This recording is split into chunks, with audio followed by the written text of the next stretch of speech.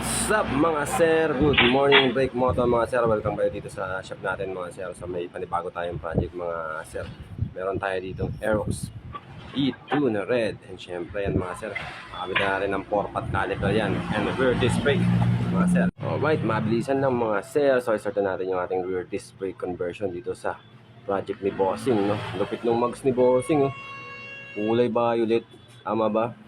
So install na natin yung pinaka adapter natin, and syempre lalagyan natin ng thread locker yung pinaka-tornilyo natin, syempre para walang baklasan mga sir. Yan yung nagpapatibay dyan. Kahit pang Philippine loop, pwede yan. Then kabit na natin yung ating water disc na bago from RCB, ang E2 RCB disc mga sir. So pag gusto nyo magpa-install nyan, may stock pa tayo nyan mga sir. Kabit na natin yung ating swing arm. And yung swing arm natin, lagyan lang natin ng bracket mga sir. Tapos kinabit na rin natin syempre yung ating E-series na E2 dito sa pinaka-front natin. Mabilisan lang ito mga sir. Syempre 4-pot po ito. Kakabit na natin yung pinaka-bracket niyan. Yan. Sakto yan mga sir. Ganyan tayo mag-install niyan dito. Kabit natin yung 4-pot na bracket. Then kakabitan natin ng aluminum na bolts yan. Sakto yan mga sir. So ang kagandahan mga sir, pagka ganito yung caliper ninyo sa pinaka-front, talaga namang ang lakas ng preno nyo mga sir. Pagka pinigaan mo talaga yan ng husto mga sir at hindi ka marunong, sigurado talaga sir.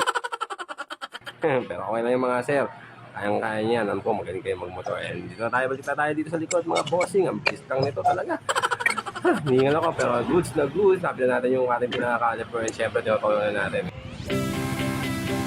Yun mga sir, testing na natin, no? Shoutout muna tayo din sa macho nating mechanic. Uy, yun, lakas talaga nung kakapit ng preno. Swabe mga sir. Yan ang rear disc conversion mga sir. Pagka naka-rear disc plate, pakasolid ang performance.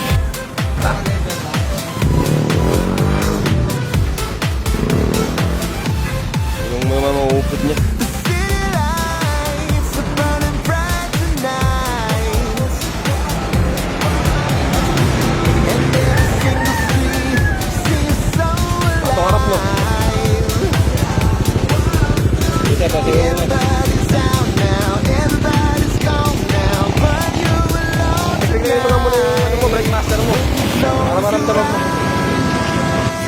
Yan mga bossing, testing na ni sir yung kanyang bagong rear disc brake conversion mga sir. So yun mga lodi, pag gusto nyo magpa-display dito sa amin, PM lang kayo dito sa page natin. So syempre dapat nakapalaw kayo, nakalike mga sir para sa mga video na i-upload natin para update mo. So shoutout kayo sir, talaga namang